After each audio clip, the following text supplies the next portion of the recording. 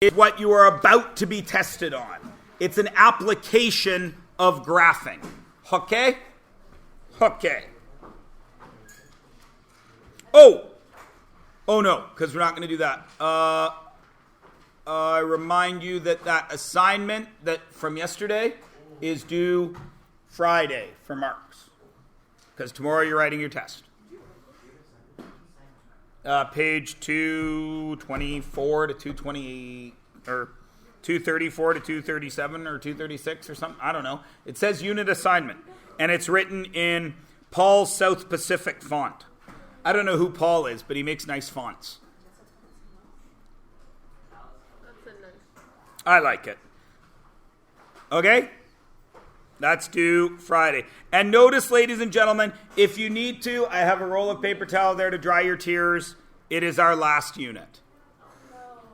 I know. It happens. I know. I'm so sorry. But have faith. If you take Pre-Calc 11, you got a 50-50 shot of being in my class again. But only if you take Pre-Calc. I actually have to, part of my job is to talk to you all about that. And ladies and gentlemen, that will be happening over the next week. I will be meeting and greeting with you individually on your choices for next year for what you are going to do for math. Okay? Well, all right. You can do A and W, you can do foundations, you can do pre-calculus, or you can attempt to do IB. Now, A and W math guarantees you graduation. That is it. Nothing you want to do after high school accepts A and W math as a prerequisite. Nothing. Which means if you plan to do anything after high school that requires any kind of education, which is every single job in the world, you need to have something better than A and W math. Now, the problem with this is the math in A and W math is essentially our first two units, converting measurements, surface area, and trig. That is mostly A and W. It is not easy math. I lie. It is easy math, but they are not easy problems. The math is very easy. Multiply by one number or divide by one number. But as you are all well aware, there are many different manifestations of surface area, volume, and things like that. It's a lot of easy math to answer one question, and it is all word problems. It is not the easy math that everybody thinks it is, including the rest of the world. They should not discount it like they do, but they do. Foundations math is very heavily into, there's a lot of trig. There's a lot of, there's some statistics, which you have not done at all anywhere. It's brand new to all of you. Will be brand new. And there is quite a bit of graphing of lines, which we are doing right now, and curves. If you do Foundations 11, you can be done math. You will not have to take any math in grade 12. You will graduate. And almost every university, college, trade program accepts that. If you wish to take Pre-Calculus 11, every university will accept that. And it is basically units 3, 4, and higher level trig, mostly in Pre-Calc 11. Now, the whole Foundations 11 is a good spot to end your math journey. After you've done Foundations 11, you have more than enough math skill to get through all of life. If you are planning to go into any kind of scientific endeavor, engineering, nursing, doctoring, kinesiology, anything that has to deal with math ever, Pre-Calc 11, Pre-Calc 12, and then Calculus 12 is the path you should take. 6 out of every 10 kids at university that take calculus in first year fail. And those are the kids that think they could do it. And 6 out of 10 of them fail. When you go to university, you actually fail. You do not get a retest. You do not get my goldfish was sick. You fail. And it costs you $1,000 to take one course. So failing is not a good idea. However, those students that take calculus at high school and have seen it all once before do significantly better at university. Now, if you're planning to do anything in science at university, every single science degree requires you to pass first year calculus. So, why wouldn't you take Pre-Calc 11, Pre-Calc 12, and Calculus 12 in order to be prepared where it is all free?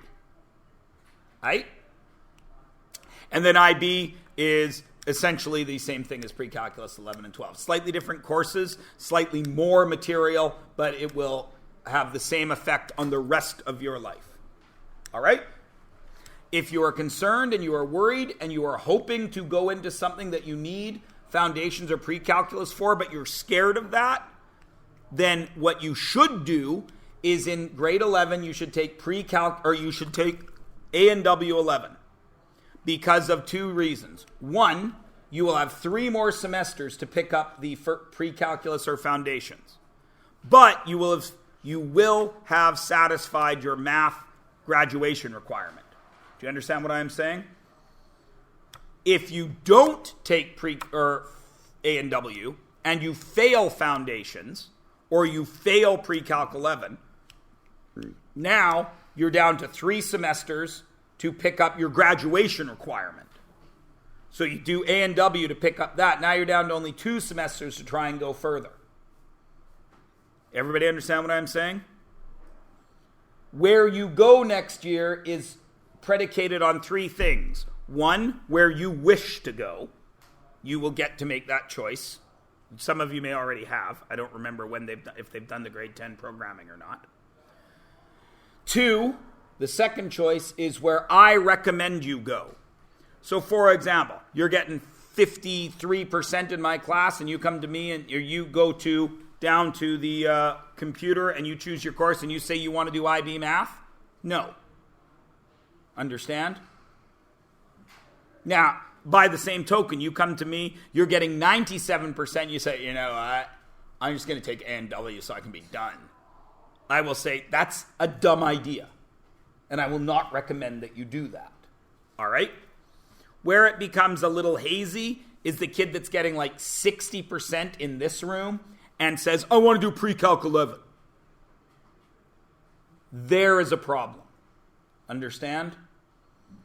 I make a recommendation for you based on your abilities in these units. If you are particularly good in Unit 3, Roots and Powers, and Unit 4, Polynomials, and pretty sharp in Unit 6, Graphing, then more than happy to give you a shot at Pre-Calc. More than happy. If those are your crap units, then you probably want to look at Foundations. Everybody understand? But the first thing is your choice. Second thing, you got to go through my recommendation. Third thing is the counselors. Okay? And I will be talking to each one of you. It takes about 2 seconds. I'll do that on a day. I'll start that when we have a couple of days where you guys have work to do. Right? When you're working on assignment or working on some review package or something, and I can just call you up one at a time. Find out what your plan is and discuss what your options are. Okay? Answer your question, Inigo? Yeah. Sweet. Math time? Let's do it. Page 237, please. Another one of my favorite fonts, the Rock font.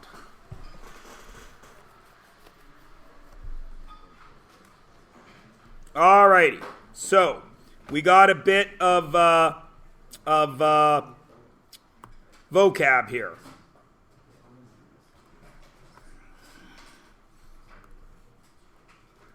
A system of equations is, holy crap, I recorded all of that. Thanks, guys. Is a group of at least two equations. I know it just turned out, which may share a solution. So, I'll give you a real simple one.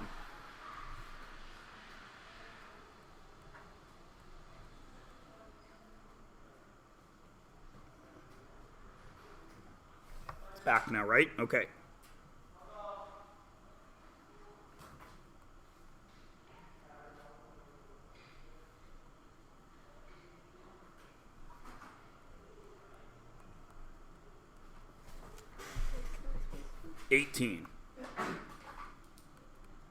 Please notice, I have two different equations here. The solution to the first one is what? 6. The solution to the second one is what? 6. So because 6 works in both, they share a solution. All right? They're a system because there's more than one of them, and they share a solution. Now, some systems won't share a solution. Like this one does, x equals 6 in both of them. But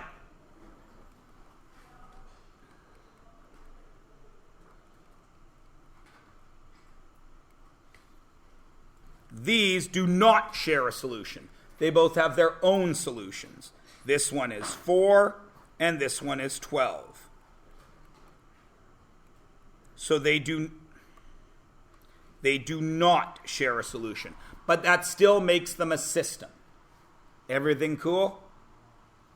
I could have 3, 4, 5. I can have any number of equations in my system. In grade 10, we only deal with 2. Okay? Okay. A linear equation. We already know what a linear equation is. What is a linear equation?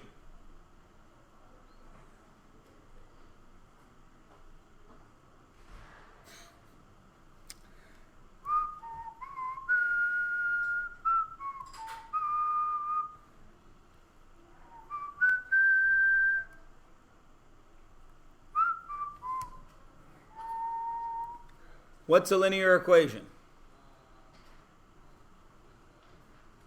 Josh. Pardon me? Yes. A linear equation is there should be an and there.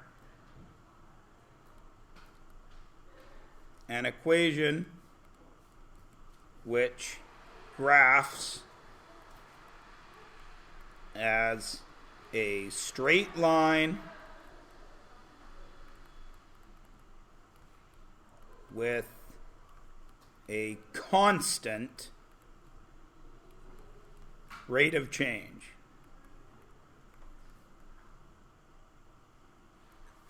And a linear equation technically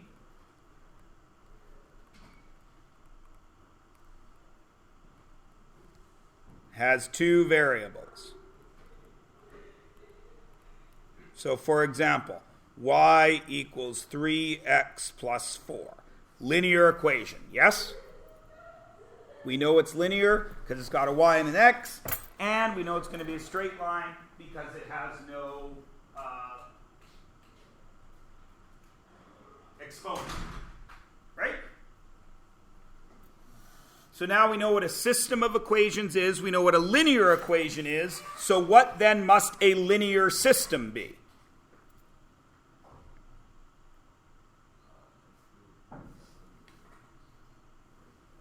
Pardon me? Right. A linear system is a group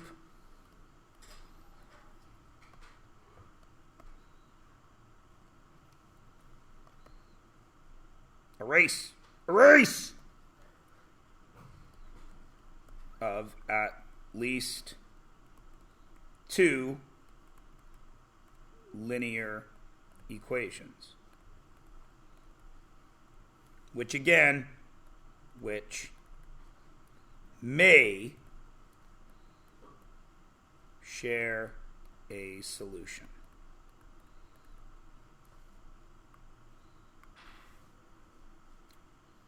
To solve a linear system means to find the set of coordinates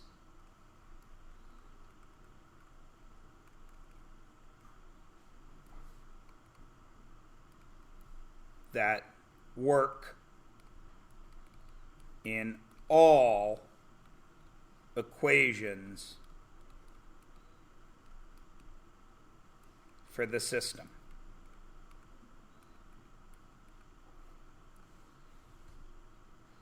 Okay? Pretty easy, right? We know what all those words mean. We can figure it out. Right? Okay. We today are going to start with graphing because that is what we just did. If you are going to solve by graphing, you must find where the lines cross. Why is that the solution? Well, let's explain. Everybody draw a coordinate grid here. Draw any line with a positive slope. Doesn't matter. Just draw a positive slope line. Everybody cool? Right. Now, every dot on that line is what? Is a coordinate. And each of those dots is then an x, y, correct? Now, if I had numbers on here, we could use those dots to make this an equation, couldn't we? And the equation would look something like this. Y equals, it would be a positive m, yes? So a positive m x, and then it would be minus whatever b is, because it's negative, correct? And all of these x and y's could go in to all of these x and y's. Everybody agree? Everybody understands that, right? That's grade 9, yeah? Okay, now, somewhere on your first line, draw a negative slope that crosses it. That blue line is also made up of what? X's and y's. And that blue line would be y equals negative mx plus b. Everyone agree? Now, every dot on that blue line is an xy. What do you notice about that dot right there? It's the same on both lines, which means that blue xy would work in that equation, and that red xy would work, that should have been red, that red xy would work in that equation. Does everybody understand? So all you got to do to solve a system of equations is graph them. When they touch, that's the solution. How many times can two lines touch? Once, and once only. Right? Because there's no bend.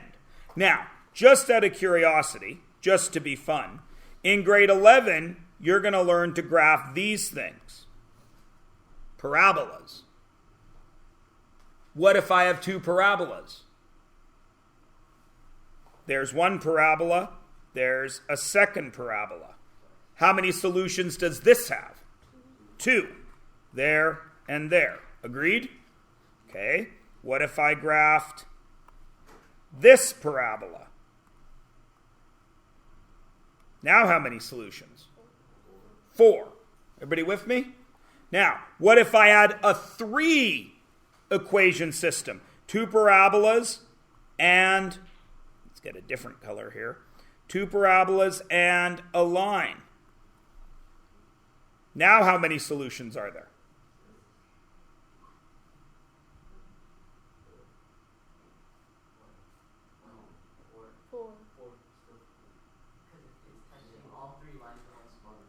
2 spots. There's only 2 there. Everybody understand? Because that XY works on the red, the pink, and the green. Everybody with me? That's where you're going further down the road. And then, of course, even further down the road, you'll learn to graph things that are curves. And then another curve. And that will have two solutions. Picking up what I'm putting down? But it all starts with two lines hitting each other. Everybody cool? Now, we have lots of ways to graph from just looking, right? Lots. Two. Point slope and slope intercept, yeah? Now, because this is kind of a new concept, almost all the lines I give you are going to be able to be moved into this easily. All right? So try to get slope-intercept form. But of course you have the option of point slope as well. And you also have the option, if you need it, of using a table of values, whatever you need to graph. But for learning today, they're going to mostly work out like this. Because the point of it is to get you seeing that the lines are going to cross somewhere. With me? Okay. M is what? Slope. But it's also, because we're graphing, rise over run. And B is the y-intercept. And just to remind you, that is always 0y. Right? Graph the lines. No problem. You put them on your graph. 1, 2. And the ordered pair is where the lines cross. Why does that work? Because it's the x, y coordinates that are the same for both lines. Does everybody understand the theory? You're going to put the lines on the graph. They're going to cross. That's going to be the answer. Do they have to cross? Maybe, maybe not. There's a chance they won't cross on your graph. For example, I got the red line right here, right? What if I had a pink line that was almost the same, but a very slightly different slope? Are they going to cross on my graph? My graph ends right here. Not on my graph, but they will eventually. So you have to be mindful of that, right? It may look like, oh, they're not going to cross because they don't cross on your field of vision. But what do we know about these lines? They go on forever in both directions. Everybody cool? All right, so let's try some of this. Solve by graphing. So let's put our... Should I put my coordinate grid on this graph right now? Would that be a good idea?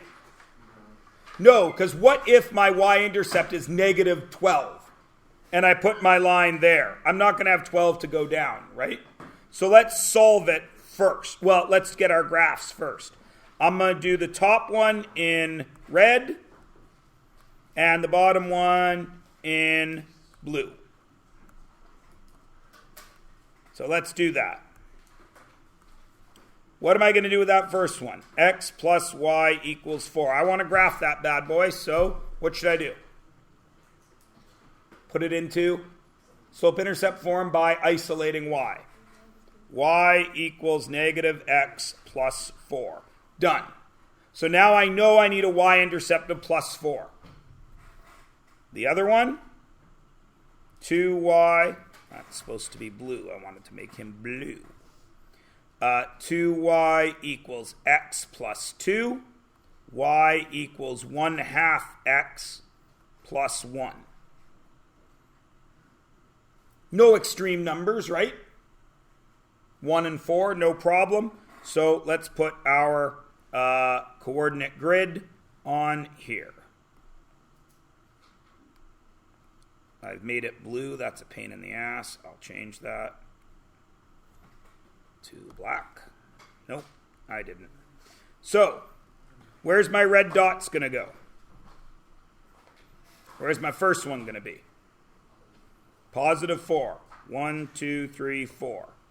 And what's my slope?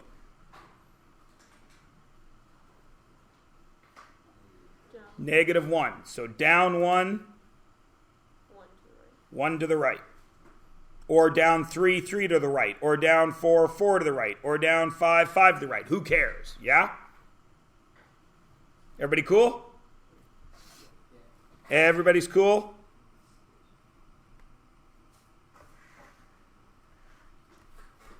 All right. Where's my first dot in the blue one going?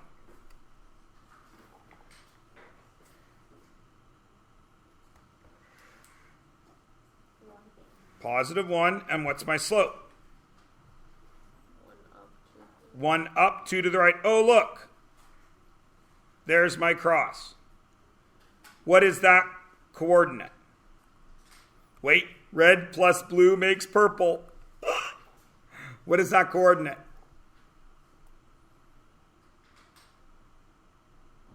My grade 10 classes. What is that coordinate? 2, 2. That 2 is what? That's an X. That 2 is what? That's a Y. Like every other problem I have ever given you in Math 10, you can always check if it's right. And checking if it's right is not walking up to me and saying, did I do this right?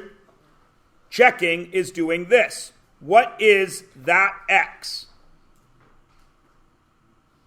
2. X2, X2. Plus, what is that Y? 2. Is 2 plus 2 4?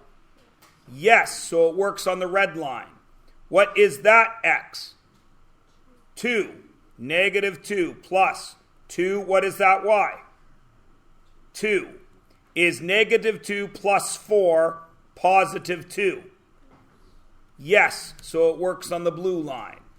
That is the right answer. Does everybody understand? Everybody cool?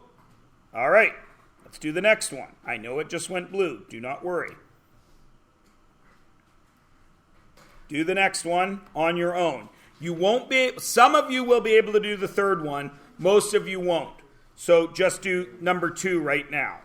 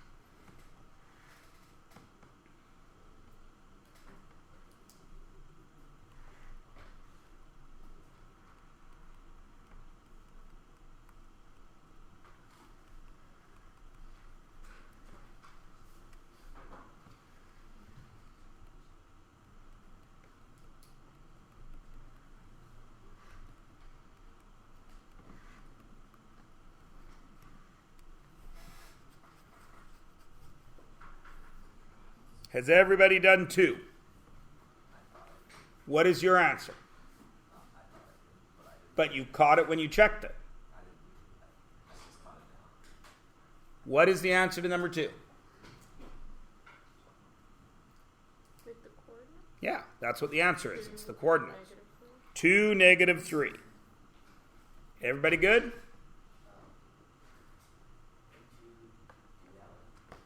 I did do that one. It's right here. I did all the steps. And they were recorded while the screen was blue. I isolated y in the red line.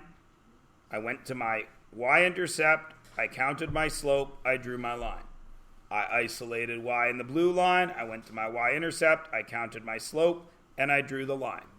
Where they crossed was 2, -3, which I then remembered that every x had to be 2, every y had to be -3.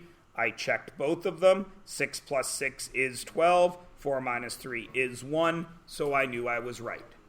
Any questions? Yes.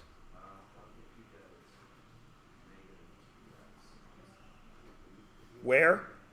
When I moved this x over, it became negative as I was isolating y. I did not move y because y was already positive. Again, I remind you all, algebra skills are absolutely necessary to continue in every single facet of math. If you are poopy at algebra, you must sort it out. If sorting it out means coming and seeing me and I give you a 20-question worksheet on algebra, then that's what it means. You must get better at algebra if you intend to pursue any kind of math. And since you are only in the 10th grade, you all have to pursue one more course of math. So you had better improve at algebra. Okay? Are we all good? Now, number 3 is different, and it's only there to illustrate a point. All right? One of those is easily graphed. Obviously, it is the blue one, the way I have colored it. And that is very easy to graph because it's already in slope-intercept form, yes? So let's just put that on the graph right now.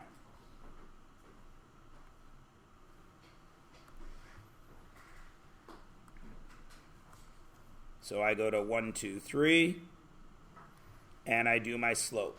Down 1, right 2, down 1, right 2, and I make my line. Oh, sorry, down 1, left 2. Thank you, Derek. It's a positive slope.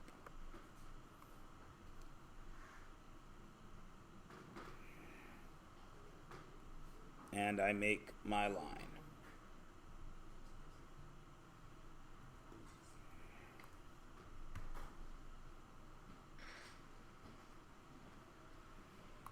Everybody cool? Ease bees lemon squeezy, yeah? My line's a little off the dots, but we're okay with it, yeah? All right, now, what I'm about to show you is not something from grade 10 math particularly, but it's going to illustrate what I am trying to show you about where things cross being the answers, all right? Some of you may have seen that notation before, especially if you're from another country. Have any of you seen that notation before? Nobody? Okay. It's something that will come up in grade 12. And it stands for absolute value. Absolute value is a magnitude. Remember, a magnitude is just a number with no direction, right? Here is what that means. There's 0, there's 2. How far is 2 away from 0? 2 steps. Agreed? 2 positive steps, because I'm going to the right, yeah? How far away is negative 2? 2 steps negative. Soon as I put the positive or the negative, I have made a vector because it gives me a direction, yes? But this symbol means I don't care about the direction. I only care about the distance. So how far is this point from 0? 2. How far is this point from 0? 2. So the absolute value of negative 2 equals 2. Everybody understand? Because it's 2 steps away from 0. So you can see you're not allowed to have negatives. Everybody with me? Okay? And again, I'm doing this at the end of this question. You will see why I'm doing this. So, if there were no absolute values, if these bars weren't there, how would I graph y equals x? What's the y-intercept?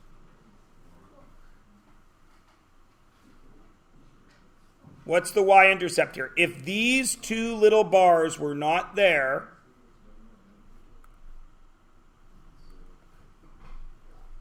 the y-intercept would be 0, wouldn't it? So I would put a red dot at 0. Yeah? And when x was 1, y equals x. So if x is 1, y is 1, correct? When x is 2, y is 2, right? And it would go up this way.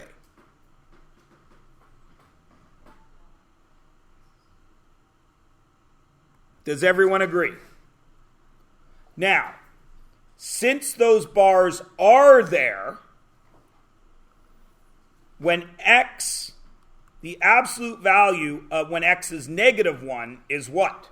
How far is negative 1 from 0? 1. So when my x value is negative 1, what's my y value? Y equals the absolute value of x. The absolute value of negative 1 is 1. So at negative 1, where does my y dot go? At 1. When at negative 2, where does my y dot go? 2. And it would go up this way. Everyone agree? It makes a V. It has to bounce off the y-axis because there can be no negative values as a dependent variable. Now, why did I draw this?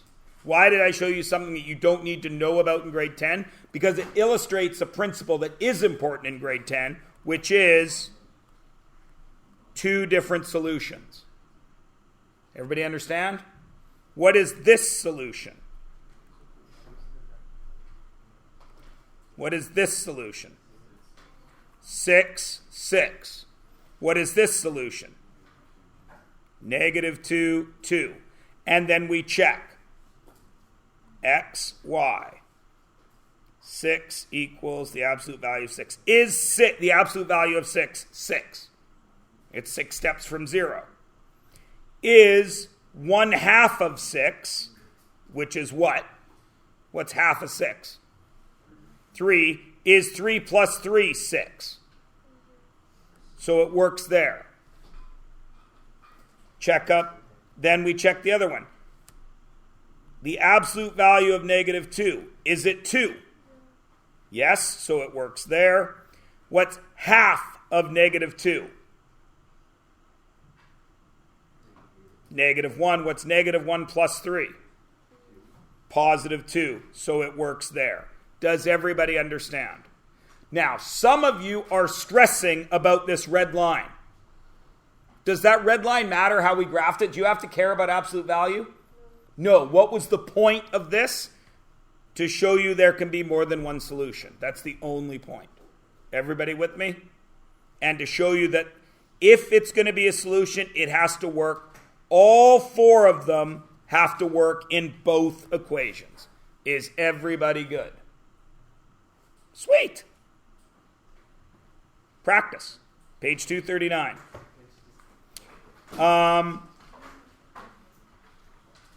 Let me offer you this. Some of you are very exacting, which means you need to actually have a proper graph and rulers and everything to do this. Some of you are able to sketch a graph and say, oh, okay, well, that is 1, 3. I can see that it's 1, 3. If you can do this and you can visualize it, is that okay with me? Yeah. But if you're the other type of person that needs to actually do this on a graph, like a proper graph, I'm going to go print a bunch of graph paper for you. Graph paper that looks like this. Where did it go? Where did it go? Where do I keep it? In there? No. I'll get you some graph paper. That's what I'm trying to say. It'll look like, it'll just have a bunch of blank coordinate grids on it. And you can reuse, right? You can do one line, erase it, use that, okay? Okay. I'll get that for you right now. Okay.